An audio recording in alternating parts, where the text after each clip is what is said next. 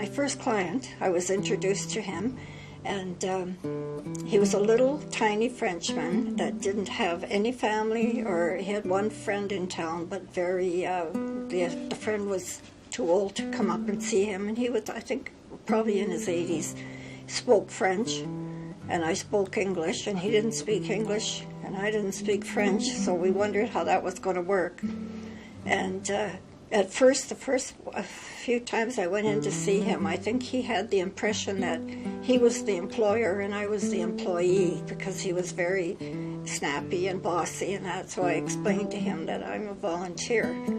And I don't have to, I don't get paid for this. I do it because I love it. And I said, I'll come back when you're in a better mood. So anyways, I went back and he was wonderful. From then on, I had him for 9 months and I just loved him so much. And when he was passing, as Barb mentioned, we got a call during the night to go up. And that was Sunday night. And I sat with him till Tuesday morning, till he died. And I had promised him that he wouldn't die alone, because he was very nervous, and it worked out just wonderful. And to this day, that's the first client, so that's just about 7 years ago. I still think of him a lot. I keep a book of all my clients and their pictures, and I often just browse through it. And he's just special. He was so special. I really was attached to him.